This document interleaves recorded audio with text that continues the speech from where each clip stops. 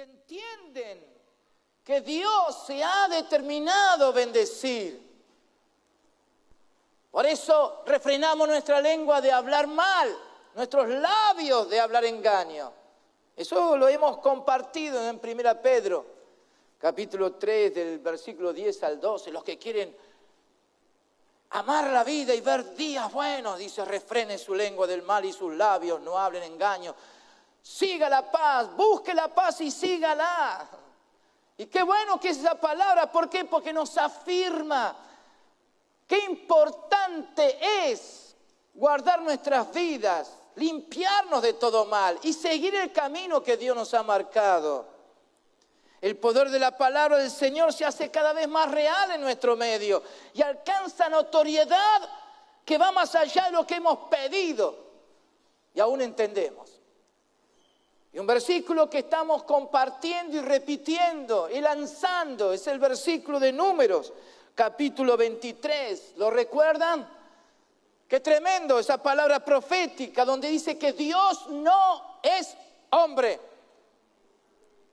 para que mienta, ni hijo de hombre para que se arrepienta. Y esto es lo que Dios nos quiere enseñar. Si Él dijo, el profeta lanza la pregunta y dice, ¿y no hará? Él dijo, ¿no hará? Habló, ¿y no ejecutará? Si es Dios. Por eso, sobre la base de lo que Dios ha dicho, sobre la base de lo que Dios ha hablado, el profeta sigue diciendo, he aquí he recibido orden de bendecir, he aquí he recibido orden de... ¿Y por qué el profeta estaba seguro que tenía una bendición para el pueblo del Señor? Porque lo dijo. Él dio bendición, Él dio bendición. Por eso, cuando alguien se levanta para lanzar esta palabra profética, es porque Él bendijo ya, Él ya dio la bendición. Entonces el profeta dice, no podré revocarla, no puedo ir en contra de lo que ya salió de la boca de Dios, no puedo ir en contra de lo que ya está declarado. Y esto es lo que nosotros hacemos, porque ya está la bendición y hay orden de Dios de bendecir. Hay orden de Dios de bendecir y bendecir al pueblo del Señor. Aquí, en nuestra nación y aún en las naciones más allá de nuestras fronteras. ¿Cuánto dicen gloria a Dios? Por eso tenemos una rema, ¿no? La rema anual. Esta rema que se suma a todo lo que hemos venido trayendo, ¿no? Que Dios nos ha ido dando a través de los años. Una rema que se va a secar en nosotros. Y qué bueno, porque esto es lo que Dios está diciendo a la iglesia. ¿Y qué es lo que está diciendo? ¿Quieres lanzar esta rema conmigo? ¿Cómo dice? Porque como la tierra produce su renuevo y como el huerto hace brotar su semilla, así Jehová el Señor hará brotar justicia y alabanza delante de todas las naciones. Por amor de Sión no callaré y por amor de Jerusalén no descansaré hasta que salga como resplandor su justicia y su salvación se encienda como una antorcha. ¿Cuánto dicen gloria a Dios? Tremendo lo que Dios nos está diciendo. Y esto es la palabra que nos marca un camino, nos sostiene, nos afirma y podemos estar seguros hacia dónde vamos. Así que ahí hay unas palabras claves que usted tiene ahí delante de sus ojos, en pantalla. Retenga esas palabras claves, ¿no? El renuevo, semilla, justicia, alabanza. Qué bueno es tener presente eso. Esto es lo que vamos a ir viendo a través de los meses que tenemos por delante. Y en nuestro retiro anual especialmente vamos a estar compartiendo toda esta bendición. ¿Por qué? Porque el renuevo es el Señor Jesucristo. Por ahí comenzamos. El renuevo es el Señor Jesucristo. ¿Cuánto dicen gloria a Dios? Y esto es lo que va a surgir más y más, más y más, más y más, la vida y persona de nuestro Señor Jesucristo. Por tanto, sobre esta base, yo quiero mencionarles algo antes de ir meternos de lleno en la palabra porque tiene que ver con lo que vamos a ver ahora. Si usted va a Hebreos capítulo 9, en Hebreos capítulo 9, usted va a encontrar esta expresión. En el versículo 1, ahora bien, aún el primer pacto tenía ordenanzas de culto y un santuario terrenal. Aún, que está afirmando que en el nuevo pacto hay ordenanzas de culto. Por eso en el primer pacto las había. ¿Por qué? Porque era figura, sombra de lo que iba a venir. Todo lo escrito es para nuestra enseñanza. Entonces, todo lo que había en el primer pacto era para poder entender lo que significa en el nuevo pacto el culto. El culto. Ahora, esta palabra culto figura en el capítulo 9, versículo 1, como hemos leído, en el versículo 6 y en el versículo 9. Ahora, en el versículo 1 y en el versículo 6 es la misma palabra en griego, porque el idioma griego es muy rico, ¿no? Entonces uno tiene que ayudarse para ver qué es lo que está escrito en nuestra Biblia. Entonces esto nos ayuda porque nos clarifica un poquito el tema, lo que Dios está queriendo decirnos. Usted lo tiene ahí en pantalla también, que en el versículo 1 y en el versículo 6, en griego, es esta palabra que habla de la ministración de Dios. Cuando usted sale de su casa y si alguien le pregunta, ¿dónde va? Al culto. Voy al culto. Qué bueno es utilizar esta expresión. Entonces, cuando venimos aquí, lo que tenemos que entender es que hay ordenanzas de culto. Y en el tabernáculo, como en el templo en Jerusalén, tenían ordenanzas los sacerdotes de cómo tenían que ministrar. Y lo primero que ellos tenían que hacer, todo lo que ellos llevaban adelante, ese oficio que realizaban en el templo tenía que ver con esta palabra, latpeía, en griego, que habla de ministración de Dios. Y es interesante que esta palabra se traduce como adoración. Hola. ¿De qué me habla esta palabra? Que cuando venimos al culto, lo primero que Dios quiere en estas ordenanzas establecidas por Él es que Él tenga libertad de ministrar. Y lo que Dios ministra, el Padre ministra, es la vida del Hijo. Ahí está la adoración. Permitir que Dios implante en nosotros, imparta nuestras vidas la realidad de quién es Jesús, el Cristo de Dios. Hola. Va a cambiar un poco su imagen, su visión. Porque algunos, voy al culto, voy a ver qué puedo dar. No. Uno tiene que estar preparado para dejar que Dios haga, que Dios realice su obra. Eso tiene que ver con justificación. Eso tiene que ver con la implantación de la vida de Jesús en nosotros. Abraham dice que fue, levantó un altar y adoró a Dios. ¿Por qué? Porque ofreció un sacrificio que habla de la entrega de Jesús, el Cordero de Dios, quien derramó su sangre por nosotros. ¿Para qué? Para habilitarnos, para ser lo que ahora somos como hijos de Dios. Entonces lo que necesitamos cuando venimos aquí es adorar a Dios.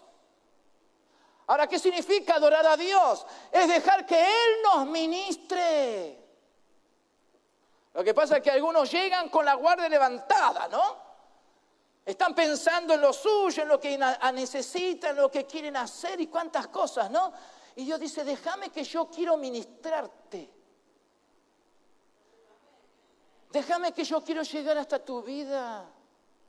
Es abrir el corazón. Entonces, esto va a cambiar mucho también nuestras ordenanzas. El servicio a Dios en los cultos. Venir con un corazón abierto. Señor, ¿qué es lo que quieres hacer conmigo hoy en día? Señor, ministrame. Esas son las ordenanzas. Las primeras cosas que los sacerdotes tenían que hacer. Que sea aplicada la vida de... Vamos a ampliar más este tema en estos días seguro. Ahora, es interesante que en el versículo 9, cuando habla de culto también, es otra palabra en griego. No es la misma que está en el versículo 1 y el versículo 6. Lo que está en el versículo 9 es la palabra latreuo. Más o menos se pronuncia así, no sé, alguien que capaz me puede ayudar en eso. Pero ahí está la palabra, ¿no? Ahí la tenemos. ¿Cómo la pronunciamos en castellano? Ahora, ¿de qué me habla esta palabra culto?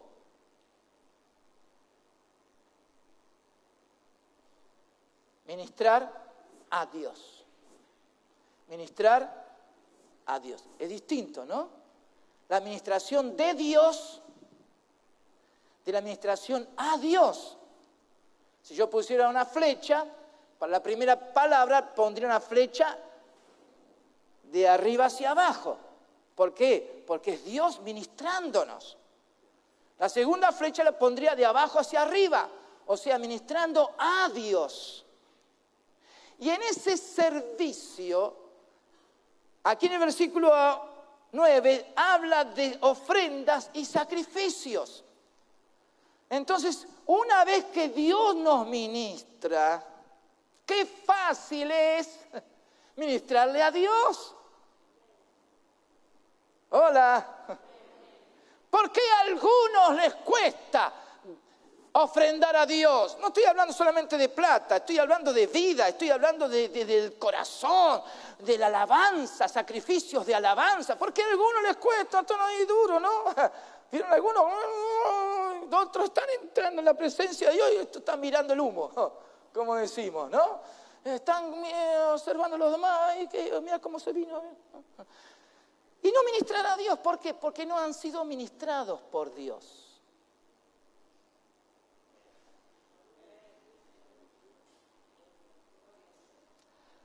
Ahora déjeme decir algo rápido, porque esto lo vamos a ir ampliando. Dice este versículo 9, según el cual se presentan ofrendas y sacrificios que no pueden hacer perfecto en cuanto a la conciencia al que practica este culto. Entonces, el que practica el culto, esta segunda palabra, a Dios, no se perfecciona. Nadie es perfecto por hacer. Téngalo presente porque en sí vamos a ampliar eso también.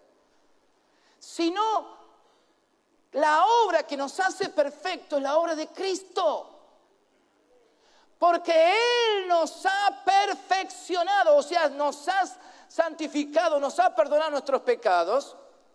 Es que entonces podemos presentarnos delante de Él por lo que somos y ofrecer sacrificios de alabanza, ofrendarle a Él, cantarle, bendecirlo y que cuántas cosas podemos hacer y servirlo. Entonces todo nuestro servicio tiene sentido. Entonces lo hacemos con ganas. No estamos mirando el reloj, estamos diciendo yo necesito ministrarle a Él. ¿Cuánto dicen gloria a Dios? ¿Por qué? Porque por lo que uno es ya, por lo que uno ha recibido, por lo que uno tiene, la implantación de la vida del Hijo. Porque el Espíritu de Dios está en nosotros, entonces sí, bajo esa unción, bajo esa gracia, podemos presentarnos delante de Dios y todo lo que hacemos. Y es ahí donde las cosas nos salen bien. Ahí donde tenemos la bendición de Dios para que todo sea con excelencia. ¿Por qué? Porque Dios nos ha ministrado. Hola.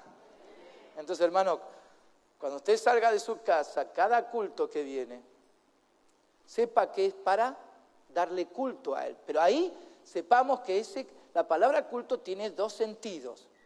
Cómo Dios nos ministra y cómo nosotros le ministramos a Él. Algunos sin querer quieren hacer mucho y no se dejan ministrar. Entonces esa acción no sirve. Usted no va a ser más santo porque sirva, por el hacer, sino por lo que Él hace.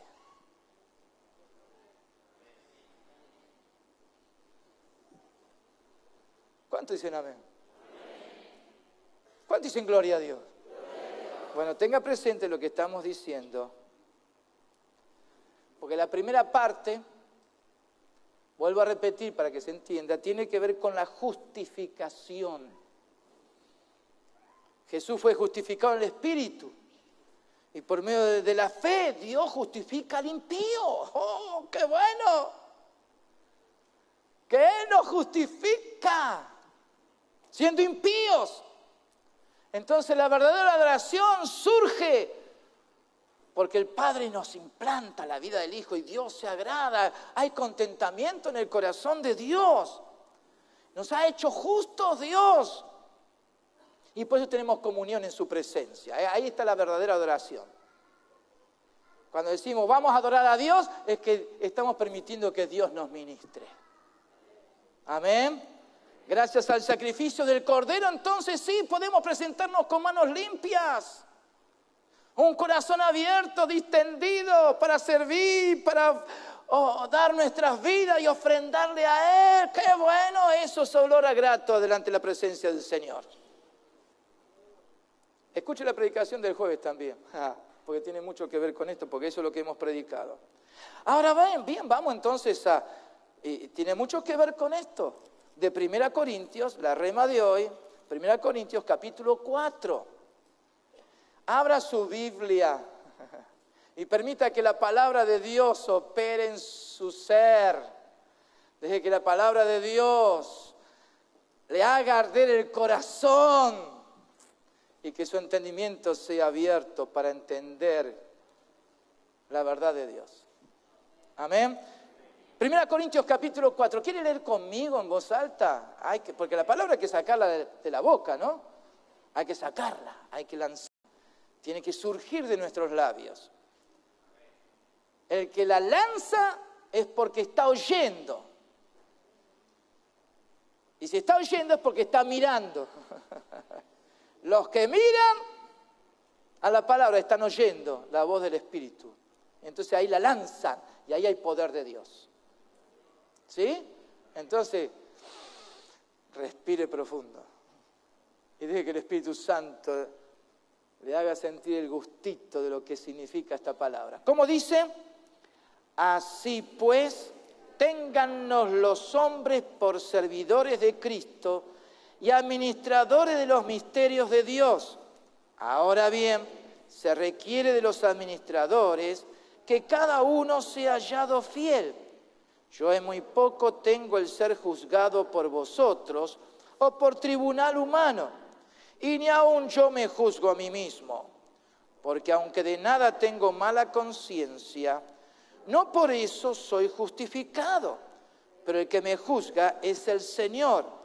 Así que no juzguéis nada antes de tiempo, hasta que venga el Señor, el cual aclarará también lo oculto de las tinieblas y manifestará las intenciones de los corazones. Y entonces cada uno recibirá su alabanza de Dios. ¿Cuántos dicen gloria a Dios? Den un fuerte aplauso a Jesús por eso. Vamos.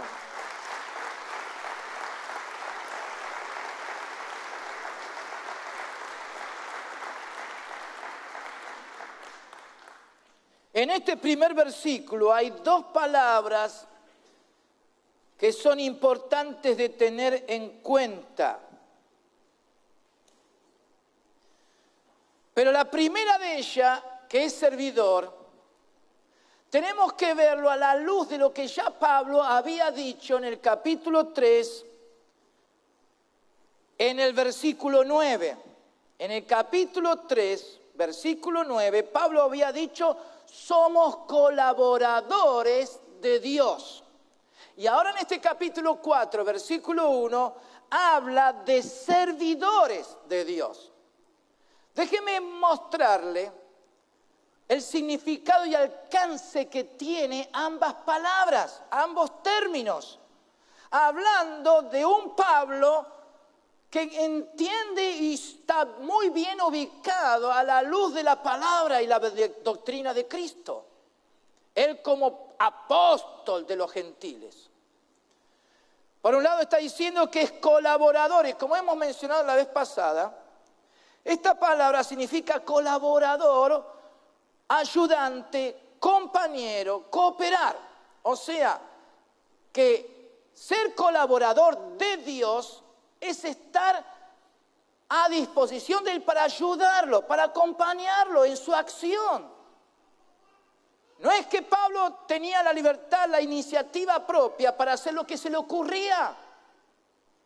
Hay muchos que quieren ubicarse en ese papel, sentirse dueño de la iglesia, dueño de su propia vida, dueño de su familia, dueño de sus negocios.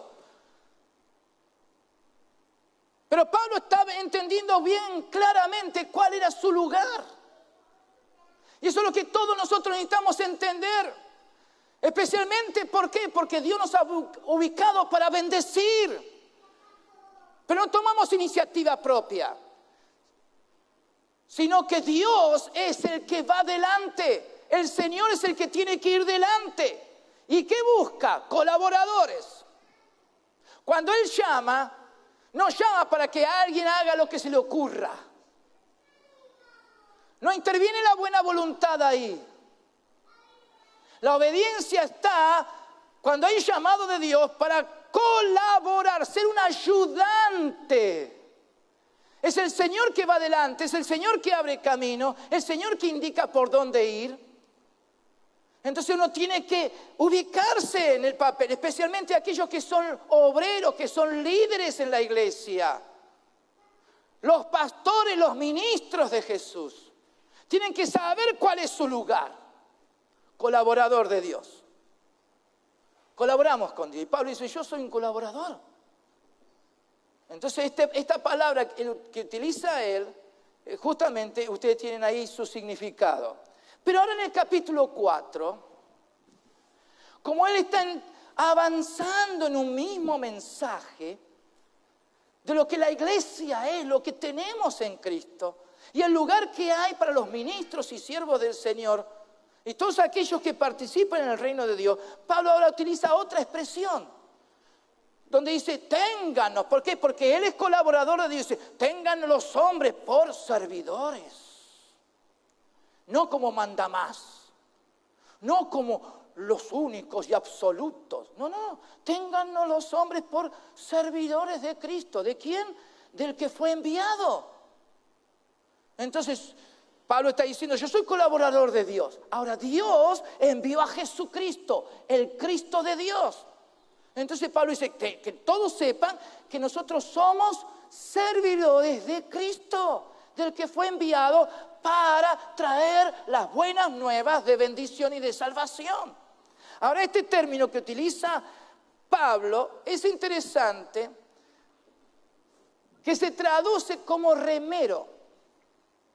El que en un barco o en una embarcación rema, en los tiempos antiguos, ustedes habrán visto, ¿no?, en las películas, una hilera de personas de un lado y de otro, que todos responden a la voz de uno, que va dando dirección, ahora, y todos al mismo tiempo, porque si van fuera de tiempo, fuera de ritmo, se imagina, eso es una hecatombe, es un desastre. Aún lo que utilizan los remeros, ¿no?, los remos, chocaría uno contra otro. Pero ¿qué está usando cuando Pablo dice servidores? Está dando él tiene esa imagen. En aquel tiempo se usaban esa manera de llevar una embarcación de un lado a otro, los remeros. Entonces había uno que daba la orden y todos al mismo tiempo. Ritmo, todos al mismo tiempo. Ahora es interesante que esta palabra habla de alguien subordinado. Ahora, ¿qué significa la palabra subordinado? Ustedes lo tienen también en imagen. Que depende o está sometido a la orden o a la voluntad de otro. Entonces Pablo está diciendo, yo voy al ritmo del que me dirige. Yo voy llevando adelante un movimiento según la voluntad de aquel que me está diciendo cuándo y cómo y de qué manera. Hola. Entonces uno tiene que entender la vida cristiana como es. Porque algunos, cuando llegan a Jesús, tienen toda la intención de demostrar quiénes son. Quieren ser reconocidos, valorizados. Quieren que los demás tengan en cuenta su vida y su persona. Y no se dan cuenta que están haciendo un esfuerzo sobrehumano por avanzar en la vida, y especialmente en la vida cristiana, y se encuentran con que están frente a un problema muy serio. Que se estancan en la vida cristiana. Que no avanzan, no progresan, no superan las dificultades. ¿Por qué? Porque no son servidores de Cristo. Entonces, ¿qué pasa? Están remando solos. Están remando y ese movimiento es un movimiento extraño. Y como dije, en una serie de personas que tienen que remar al mismo ritmo, si alguien está fuera de ritmo, va a un desastre. Se lo imagina, ¿no? Porque quizás usted nunca agarró un remo. Yo tampoco. Una vez creo, 2 veces. Pero que no entiendo nada, pero sí más o menos entiendo lo que quiere decir. Hola. Entonces la vida cristiana, hermano, usted no puede remar solo. Más bien, el que dirige ahí, ¿no? Le va a decir, por favor, no hagas nada. No muevas tu remo. Deja tu lugar. ¿Por qué? Porque vas a ser un problema. Vas a ser un problema para los otros que están remando al mismo tiempo. Hola. Y no queremos que nadie sea quitado de su lugar. Entonces Pablo entiende bien lo que es la vida cristiana. ¿Por qué dice esto Pablo? Y ya lo hemos dicho. Porque en la iglesia en Corinto había quienes remaban a su ritmo. Yo soy de Pablo. ¿Y qué hacía con su remo? ¡Pam! Le pegaban la cabeza al otro, que era de Apolo. Y de Apolo dice, pará, ahora yo me la agarro con los de Cefa. ¡Pam! Y había, ¿qué traía eso? Contiendas, celos, disensiones. Y Pablo dice, eso no es así. No es de esa manera como se vive la vida cristiana. Por eso la puerta abierta es Jesús, el renuevo. Por eso cuando venimos y entramos en la adoración, entramos en la presencia de Dios, Dios nos ministra. Ese es el culto que Él quiere realizar, que se lleve a cabo, que opere. Donde Él nos implanta la vida del Hijo. Y con el Espíritu del Hijo, entonces sí es fácil servirlo. Es fácil ponerse a disposición de Él. Es fácil seguir sus indicaciones. Ahora, y uno hace el movimiento justo y oportuno. ¿A qué ritmo vas? ¿De quién dependes en ese ritmo? Ese movimiento que estás haciendo, esa acción que estás desarrollando, eso que te propusiste en tu vida, lo que haces cada día, responde a la orden de alguien, está sujeto a la orden de aquel que tiene autoridad, aquel que sí él sabe lo que tiene que hacer. Si no es así, metete en la presencia de Dios para que Él te ministre. Hola. Ahí está el culto, ahí está la verdadera adoración. Entonces el Señor te va a llenar con su presencia. Entonces sí, vas a poder moverte conforme a la obra del Espíritu Santo, conforme al Señor.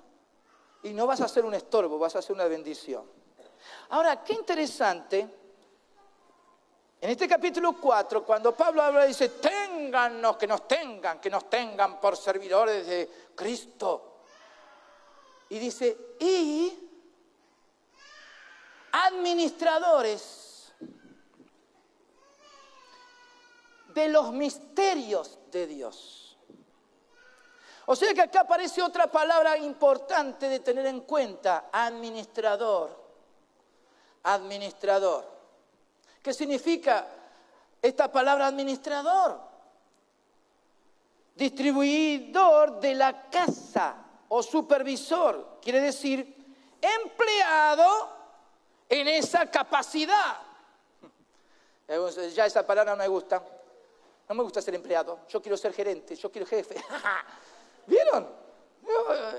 En nuestra tierra todos quieren ser jefes, caciques. Pero nadie quiere ser indio.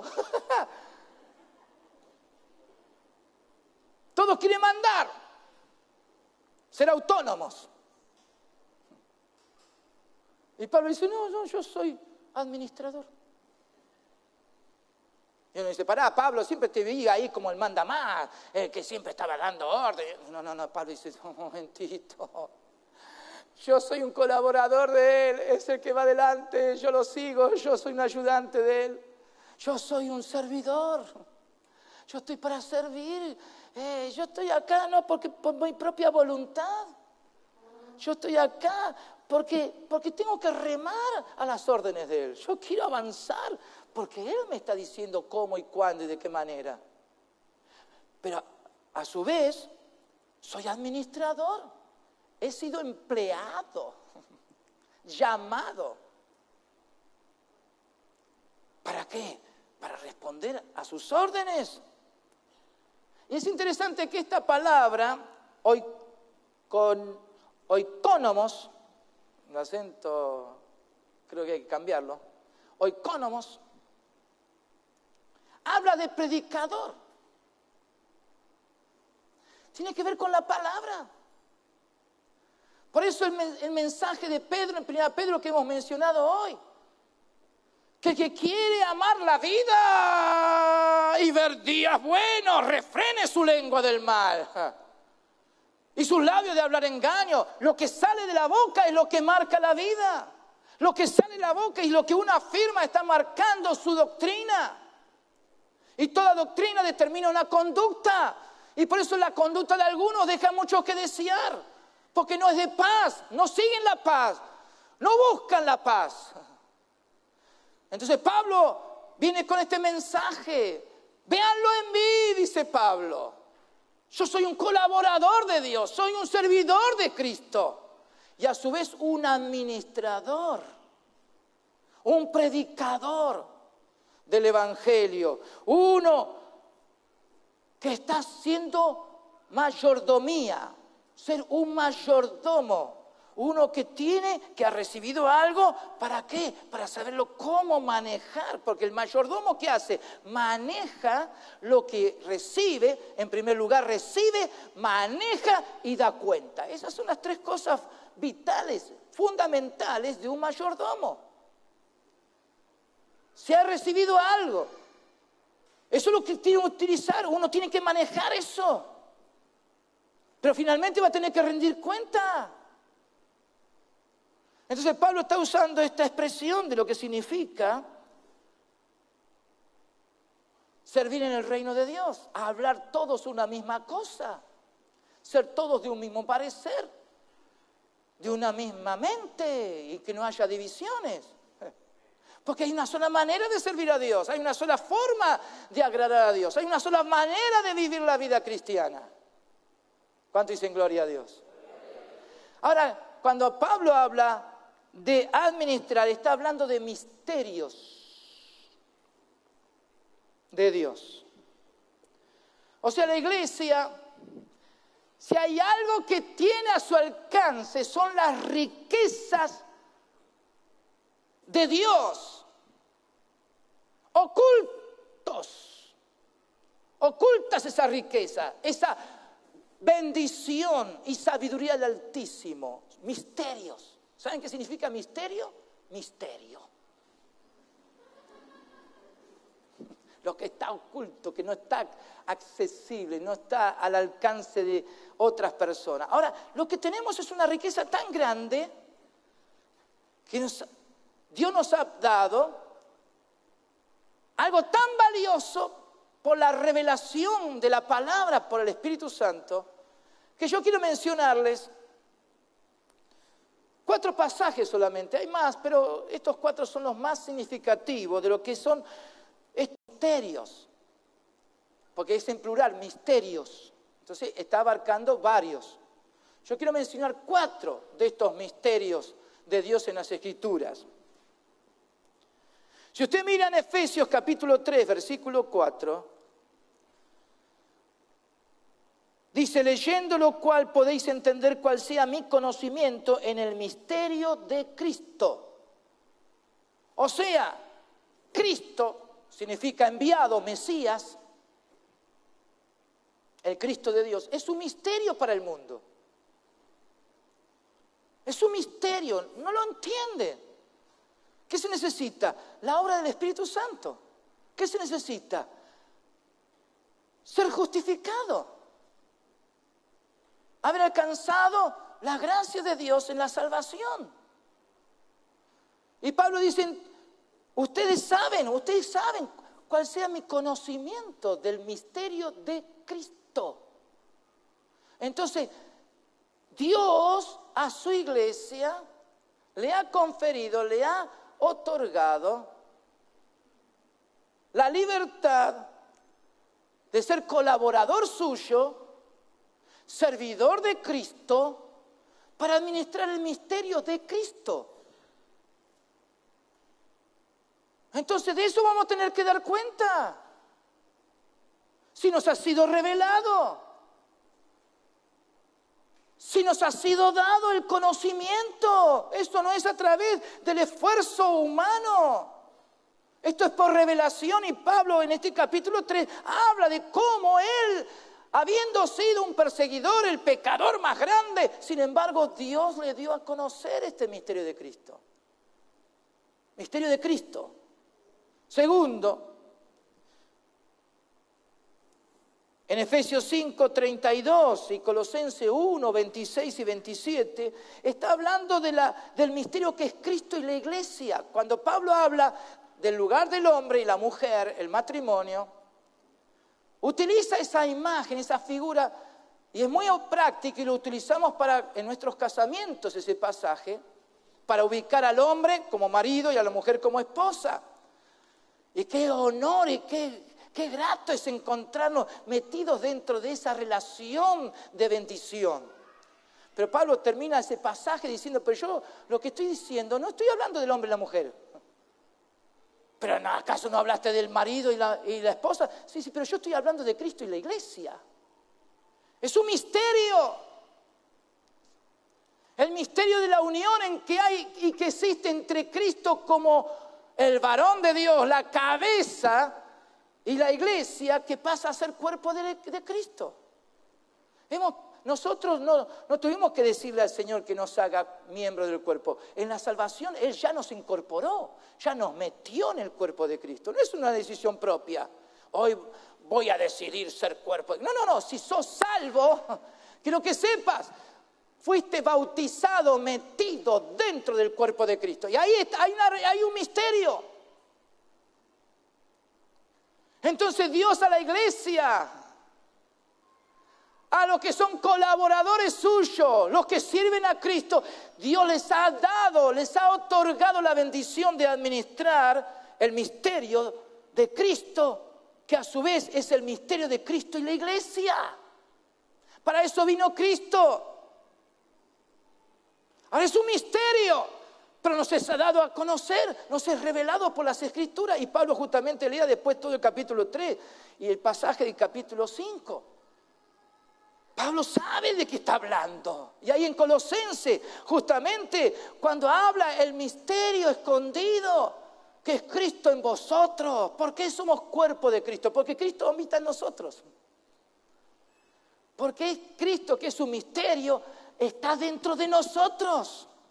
Es la unión que existe entre Él y la iglesia. Otro misterio que también Jesús mencionó está en Marcos capítulo 4. Es interesante, cuando Pablo presenta esta parábola, que ya hemos mencionado en varias oportunidades, la parábola del buen sembrador, y los discípulos, cuando escucharon eso, de que el sembrador echa la semilla y siembra, y lo que pasa, ¿no? Las dificultades que pueden presentarse, pero él apunta a algo, la buena acción de la semilla del reino. Entonces, en ese pasaje, cuando los discípulos estaban diciendo, ¿y cómo que, explícanos cómo es esto? ¿Qué quieres decir con esta parábola? Jesús, ¿qué le dijo ahí en el versículo 11? A vosotros os es dado saber el misterio del reino de Dios. Más a los de afuera, a los que están fuera, por parábolas todas las cosas. Entonces a los demás les va a ser una historia muy linda, muy simpática. El sembrador que siembra semilla y ahí se quedan con eso. Pero dice, a vosotros, a vosotros. ¿Cuántos son vosotros? Ya saben de lo que estamos hablando, ¿no? El vosotros, la iglesia de Cristo, ¿no? A vosotros os es dado saber, ¿qué cosa? El misterio del reino. Si Jesús vino, el Cristo de Dios vino, y hay una unidad entre Cristo y la iglesia, hay que entender que hay reino ahí, hay autoridad, hay gobierno, hay leyes espirituales. Entonces dice, ¿a usted les ha dado saber este misterio del reino? ¿Cuál?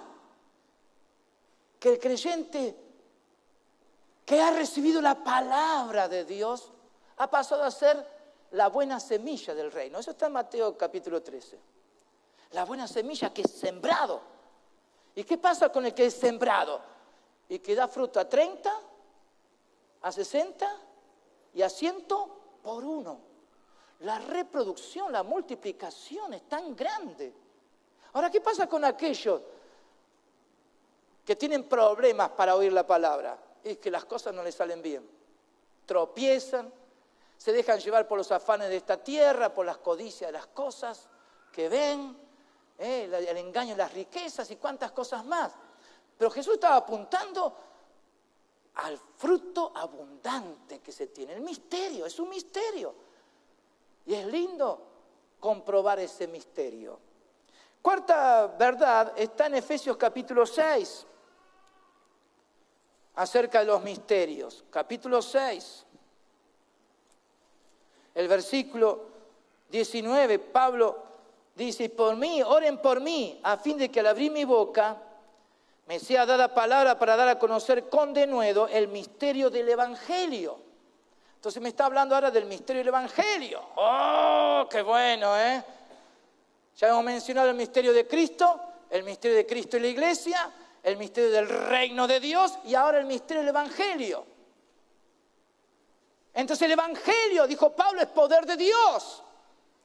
Y ahí en ese pasaje ustedes ven que no tenemos lucha contra carne y sangre, sino contra potestades, principados y cuantas cosas, ¿no? El poder del enemigo tan grande. Pero dice, pero yo estoy para predicar el misterio del Evangelio, que es una cobertura, una armadura que nos hace estar firmes, fuertes y vencemos. Entonces el Evangelio, hermano, es poder de Dios. Es un misterio que frente a tanta maldad, frente a tantas cosas que se oyen hoy en día, podemos pararnos firmes y estar firmes y ser valientes y comprobar el poder de su fuerza. Es un misterio. ¿Cómo puede ser que este individuo, fíjate los problemas que tiene o las cosas que le han sucedido, las circunstancias y cuántas, pero fíjate qué bien que está. Fíjate cómo sonríe. Está cantando cuando yo estaría llorando. Tiene una sonrisa de oreja a oreja cuando yo estaría con todos los nervios puestos encima mío. ¿Por qué? Porque es un misterio el poder del Evangelio como opera. Eso no lo vas a encontrar en los diarios. Estos misterios de Dios no lo vas a encontrar. Ni siquiera en los medios más selectos, de los eruditos, los sabios de este mundo. Porque no lo entiende, es misterio, son misterios de Dios. Ahora Dios nos ha dado todo eso a través de la palabra de Dios. ¿Cuánto dicen gloria a Dios?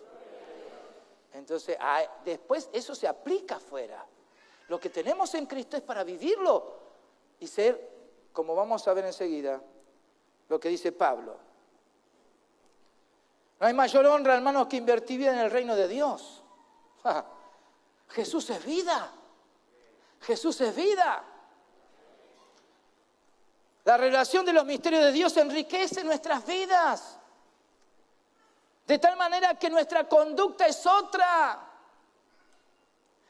Quien es colaborador de Dios, óigame bien, quien es colaborador de Dios es servidor de Cristo. Y por lo tanto administra los misterios de Dios. ¿Y eso qué significa? Que en su conducta se va a ver cuál es su doctrina. En su conducta se va a ver quién es Él. Entonces, en la casa es un ejemplo. En la vida matrimonial, algo fluye ahí. Porque está entendiendo los misterios de Dios. Está administrando los misterios de Dios. Cómo se vive la vida matrimonial. Cómo se vive en el hogar, como papá, como hijo, como hermano, como sobrino y nieto, lo que sea. Eso se va a ver también en el trabajo. El que vive administrando los misterios de Dios no es aquel que está mirando el reloj para irse un minuto antes. O cuando llega la hora, desapareció del mapa. Hablaba con un hermano anoche que no podía entender cómo creyentes en sus trabajos dejan que desear. No sirven, no están dispuestos a ir más allá. Jesús enseñó lo que es el reino de los cielos. Dice, si alguien te pide que vayas una milla, porque eso es lo que hacían los romanos con los judíos, le metían una carga y dice, vos estás obligado por ley a obedecer y llevarme la carga por una milla. Y Jesús viene y dice, no le lleves la carga por una milla, anda 2. Tonto, te están tomando por tonto, te quieren usar, no seas gil. Hay una filosofía, hay una doctrina en el mundo. Entonces muchos, ¿qué están buscando? Hacer las cosas más o menos como para zafar. Y viene el Señor y dice, cuando hagas las cosas, hazlo como para el Señor. Y yo digo, si lo está haciendo como para el Señor, yo creo que ni entra al cielo. Porque lo está haciendo re mal, con mala gana, enojado, diciendo, ¿por qué tengo que hacer lo que tengo que...? Pero hermano, somos administradores de los misterios. ¿Qué significa? Pablo, ¿qué dice? ¿Qué dice en el versículo 2? Ahora bien, se requiere de los administradores que cada uno sea hallado fiel. ¡Ey! O sea que el Señor está ahí diciendo, a ver vos que estás en ese trabajo, en esa oficina, a ver cómo estás trabajando. Vos que estás allá en aquel otro negocio, a ver cómo te comportas. Dios está buscando que seamos hallados fieles. A ver cómo cocina esta mujer. Ay, me voy, dice, me va a salpicar con su enojo. A ver este hombre cómo trata a su mujer. ¿Dónde está el misterio revelado? ¿Cómo es que no entiende? El Señor quiere hallarte fiel. ¿Te quiere hallar fiel? Te quiere hallar fiel. Ahora Pablo dice, yo sé que algunos podrán juzgarme, pero no de muchas cosas me podrán juzgar. No porque él está diciendo, tengo algunos defectos, ¿no? No. Yo sé que algunos se van a levantar para juzgarme, pero no tienen demasiados elementos para juzgarme. Él sabía, o por tribunal humano, y él sabía que iba a haber un tribunal humano que lo iba a sentenciar inclusive a la misma muerte. Pero es interesante que de pronto dice, pero yo mismo no me juzgo. Ni aun yo me juzgo a mí mismo. Yo no permito que haya juicio. Ni acepto los juicios para condicionar mi vida. Para que me marque una manera de vivir. Que me introduzca a mí en una forma de existencia en esta tierra. No. Yo no acepto esos juicios. Porque aunque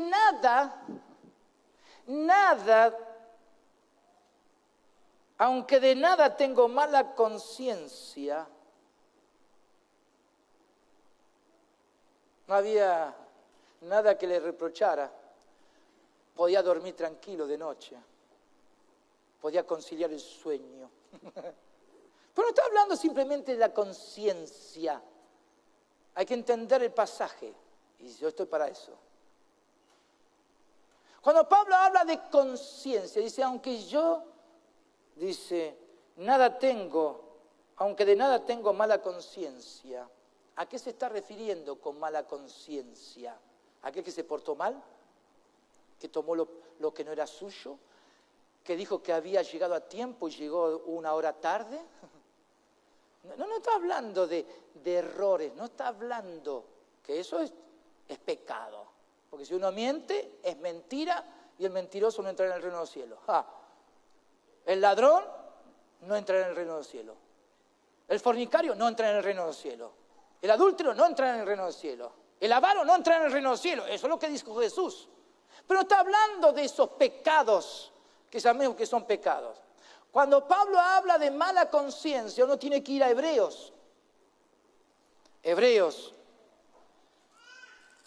capítulo 9, justamente, en todo este pasaje que habla de las ordenanzas del culto, donde uno tiene que entrar para ser ministrado de Dios, que habla de justificación.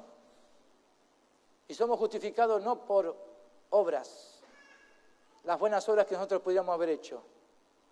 Ese culto donde servimos, donde le damos a Él sacrificio de alabanza y cuantas cosas más. Pablo dice en el capítulo 9, ahora, en el versículo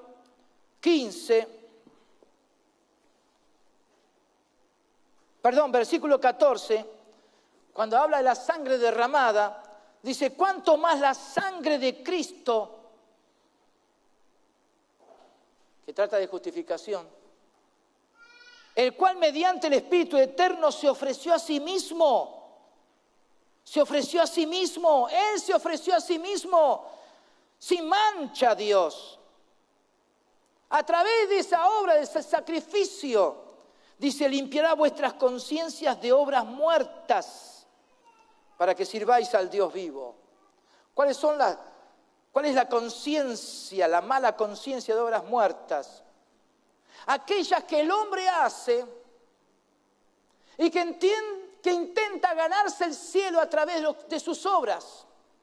Vayan al capítulo 3 de Tito, lo van a encontrar, que nos salvó no por nuestras propias obras, no por obras de justicia que nosotros hubiéramos hecho. Entonces, ¿cuál es la mala conciencia? Que Pablo dice, yo no tengo nada que vaya en contra, que me condene. Y yo quiero decirle esto y espero que el Espíritu Santo le ayude a captarlo. Eso está en Romanos capítulo 7. Cuando Pablo, entendiendo la obra de justificación, entendiendo que ninguna condenación hay, sin embargo, en un momento dado, él quiere por las obras de la ley hacer lo bueno. Y usted lo puede ver, vamos a Romanos capítulo 7.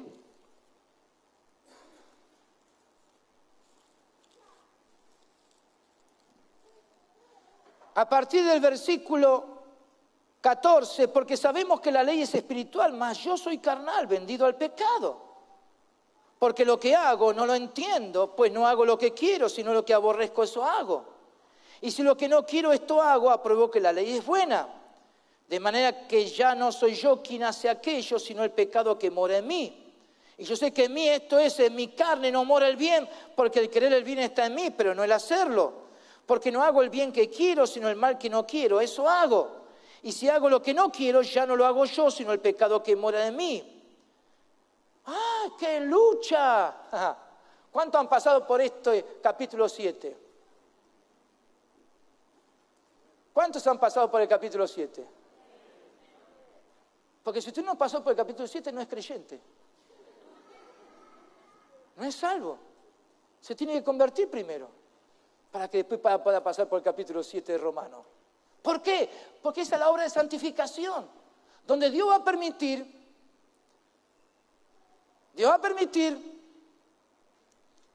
que en un momento dado de tu vida cristiana, cuanto más rápido mejor, creas que sos capaz de hacer.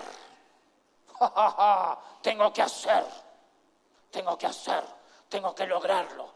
Voy a hacer esto, voy a hacer aquello, voy a servir al Señor, voy a dar todo lo que tengo. Y Dios te va a permitir. Y Dios va a decir, dale para adelante, dale. Cuando vas a intentar hacer, y lo que intentes hacer, el bien que quieras hacer, no lo vas a poder hacer.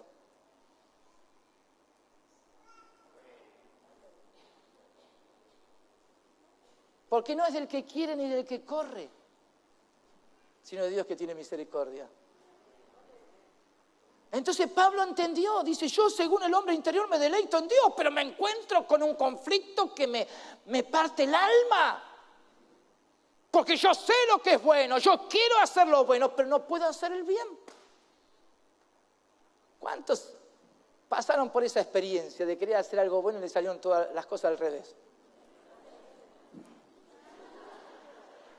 Los demás son perfectos. Hay algunos que son impecables, ya están para irse al cielo, vamos. Súbanse. Aléjense de esta tierra.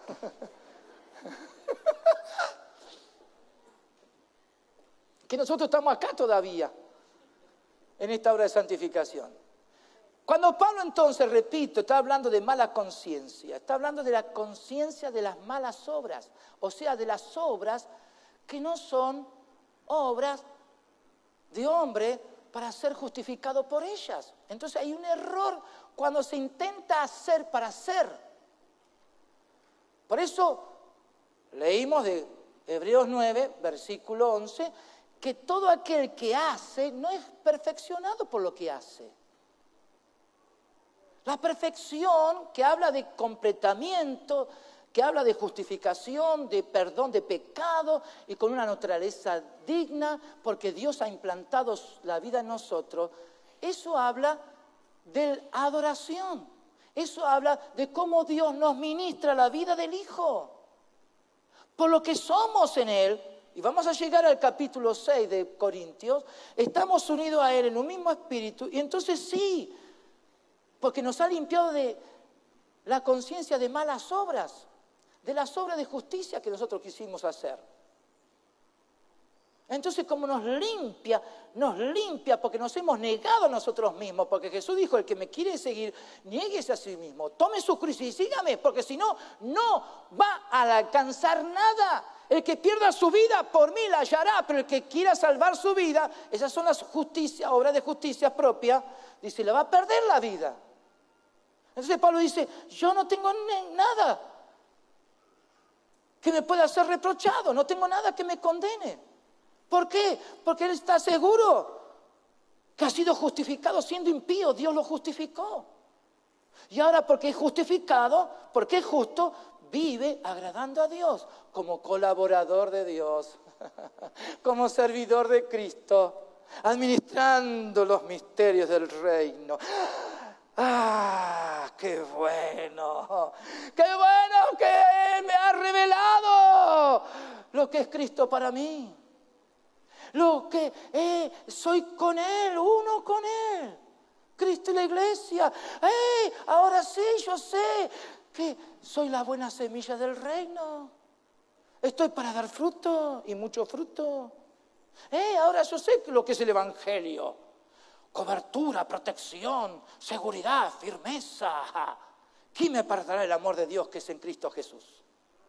Tribulación, angustia, persecución, hambre, desnudez, peligro, espada, nada me puede apartar del amor de Dios. Hola. ¿Por qué algunos dicen, la última vez que vengo? Ya estoy para tirar la toalla. No sirvo para el evangelio. Me voy al mundo. ¿Ha pasado por eso? Me acuerdo una vez que dije, me voy al mundo. Salí de la estación de Retiro porque yo vivía en la otra zona. Miré y no sabía para dónde ir. Dios me había guardado del mundo, no sabía para dónde estaba el mundo. Así que me di media vuelta, pedí perdón y me fui a casa.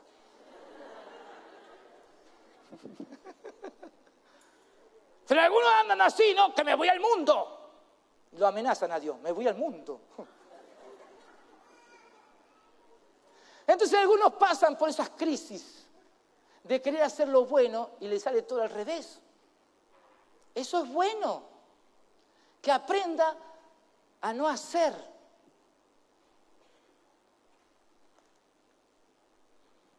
Me miran raro. Les respondo con la palabra. Romanos 4, versículo 4. Pero al que obra, yo soy capaz, yo tengo, yo puedo, bueno, al que obra, no se le cuenta el salario como gracia, sino como deuda. Espero que usted no sea un deudor. Mas al que no obra, sino cree en aquel que justifica al impío, su fe le es contada por justicia. Entonces vive por fe, agrada a Dios por fe, sirve a Dios por fe, pero él sabe que por lo que es que sirve. Por lo que es, agrada a Dios y hace todo para la gloria de Dios. Dice, porque aunque de nada tengo mala conciencia, no por eso soy justificado. No soy justificado por lo que hago. Soy justificado por lo que Él es. Y que Dios me lo implantó en mí. Hola. Por eso algunos terminan aburridos. Algunos terminan desanimados, desalentados. Porque intentan justificarse por lo que hacen. Y ponen énfasis en el hacer. Por eso la palabra, vuelvo otra vez a mencionar Hebreos 9, versículo 11, que quien desarrolla este tipo de servicio, ministrar a Dios, no es perfeccionado. Uno es perfeccionado por lo que Dios hace en nosotros, no por lo que nosotros hacemos a Él.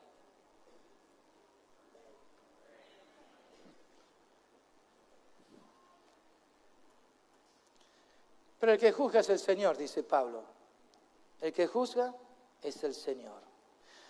Termino con el versículo 5. Así que, conforme a toda esta revelación, no juzguéis nada antes de tiempo, hasta que venga el Señor, porque Dios nos ha puesto para juzgar al hermano ni a nosotros, para que no nos juzguemos a nosotros condenándonos y mucho menos condenando al hermano. El cual en ese día, cuando venga el Señor, aclarará también lo oculto de las tinieblas. Lo oculto de las tinieblas. ¿Qué significa? Que las tinieblas están ocultas. Pero el Señor va a sacar a luz lo que está oculto. Nadie lo ve, nadie sabe, nadie me ve, nadie me conoce. Y cuanto menos me conozcan, mejor. ¿Vienen algunos creyentes así? Se ocultan, se van, se escapan, desaparecen, no están. Un perfil bajo, dice. No, están escapando. ¿Qué perfil bajo? Están huyendo. O se esconden detrás de una careta. ¿No? Pero ¿qué dice la palabra? Que el Señor en aquel día va a sacar a luz lo que está oculto, lo oculto de las tinieblas, y manifestará las intenciones de los corazones. Las intenciones de los corazones. ¡Ey! Porque todo va a ser descubierto. A ver, ¿fuiste mi colaborador? ¿Fuiste mi ayudante? ¿Me seguiste? Va a decir el Señor. El Padre va a decir, ¿me acompañaste? El Hijo va a decir, ¿me serviste? Y Dios va a decir, ¿y qué hiciste con toda esta revelación del misterio que yo te di a conocer? Entonces va a salir a luz. Dios en aquel tiempo, Él lo va a hacer. Ahora no va a ser para muerte, porque si somos salvos y persistimos hasta el final, no va a ser para condenación. Va a haber recompensa, eso sí, algunos van a recibir más recompensa que otros. Yo quiero mucho. No me contento con poquitito. Yo quiero dar mucha recompensa. Ahora, pero quiero que sepan esto, hermanos. La iniquidad surgió en el querubín grande, porque todo lo que había recibido de Dios y las contrataciones que habla de negociar lo que recibimos de Dios, para el querubín grande fue mortal cuando se creyó que era capaz él por sí mismo. Y le quiso robar a Dios la gloria. ¿Por qué? Porque le salió bien las cosas que hizo. No sabemos todo lo que él logró en ese momento, hasta ese instante, hasta que se descubrió su pecado. Ahí está la iniquidad. Él fue el generador de la iniquidad. ¿Qué es la iniquidad? Todo lo que se opone y se rebela contra Dios, que maneja las cosas como si fuera Dios. Y que no va jamás quiere rendir cuenta a nadie. Y quiere hacer las cosas por su cuenta. El querubín grande fue tirado a las tinieblas. ¿Por qué? Porque no se dio cuenta que todo lo bueno que había hecho en un momento, los negocios en el reino de Dios que había hecho y había salido re bien, era porque Dios lo estaba respaldando. Hasta que surgió el pecado en él. Hasta que surgió la rebeldía, hasta que surgió su deseo de oponerse, de confrontarlo a Dios. Y terminó mal. Entonces lo oculto de las tinieblas indica una naturaleza, la sutileza de operar sin querer ser descubierto. Por eso Pablo dice que hay que ser hallado fiel. Ahora, ¿qué significa ser infiel? Yo quiero mencionarle estas 5 cosas rápidas. ¿Qué significa ser infiel?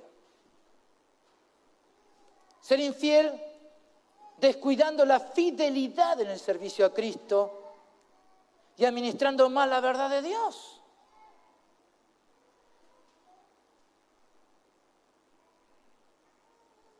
Los que no son hallados fieles son aquellos que tienen la buena intención y deseo de hacer lo bueno y no lo logran.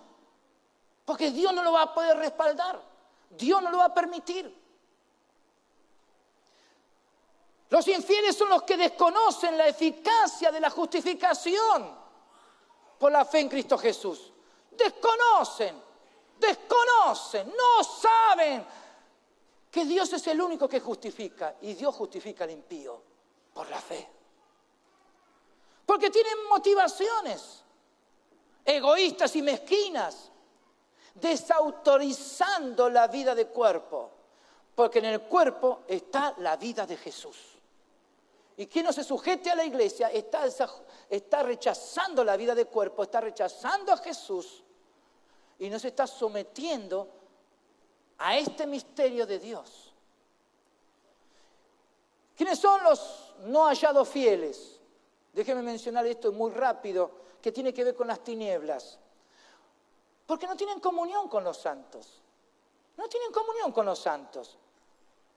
No son diligentes para mantener encendida la llama del amor. Dice en 1 Juan capítulo 1, versículo 6, Si decimos que tenemos comunión con Él, o sea, con Dios, y andamos en tinieblas, mentimos y no practicamos la verdad. ¿Qué es vivir en mentira? ¿Qué es vivir en tinieblas? Pero si andamos en luz como Él está en luz, tenemos comunión unos con otros y la sangre de Jesucristo, su Hijo, nos limpia de todo pecado. Entonces las tinieblas va a salir a luz, lo oculto de las tinieblas. ¿Cuál? Aquella que no estaba presente quizá delante de los demás, pero que no había comunión con los santos. Por eso dice en 1 Juan, capítulo 2, versículo 11, el que aborrece a su hermano está en tinieblas y anda en tinieblas y no sabe a dónde va, porque las tinieblas le han cegado los ojos. Entonces en el día de mañana, hermano, delante del Señor, cuando Él saque a luz lo oculto de las tinieblas, se va a ver el nivel de comunión que hemos tenido unos con otros. ¿Cuánto dicen gloria a Dios? Para ser hallados fieles, hermano, para ser hallados fieles. ¿Qué podemos decir entonces? Que tinieblas versus comunión. Si estás en comunión, vas bien. Si estás fuera de la comunión del cuerpo de Cristo, estás en peligro. No me dicen ningún amén. La raíz de las tinieblas surge cuando hay intenciones ocultas en los corazones. Pero déjeme ir rápido y con esto termino. Pero los que son hallados fieles, óigalo bien y subráyelo ahí, dice que la recompensa será que recibirán alabanza de Dios. ¿Qué van a recibir? Alabanza de Dios. Y déjeme decirle el alcance de que Dios va a alabarlo. Porque yo quiero que el Señor me alabe. ¿Qué significa eso? Cuidado, no es la alabanza que tiene que ver también con Dios, ¿no? La alabanza que damos a Dios, sacrificio de alabanza.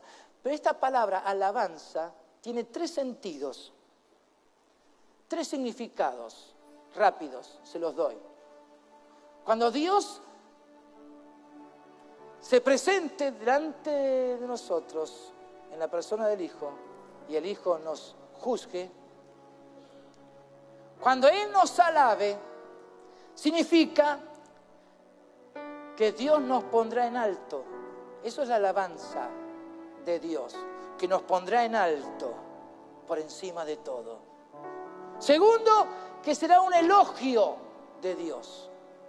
La alabanza de Dios a los fieles será un elogio.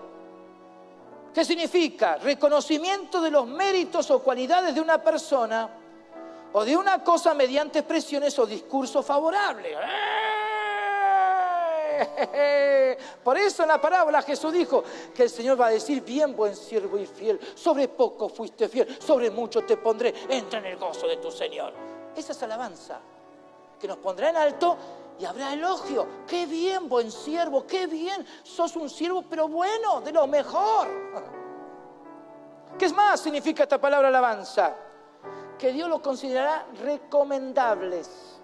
Nos considerará recomendables. ¿Qué significa eso?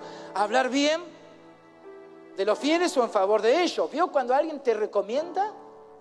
Y te dice: no, este es un buen trabajador, este es muy honesto. Entonces te abre la puerta, ¿no? Porque hay una buena recomendación. Dios va a estar diciendo eso de ti.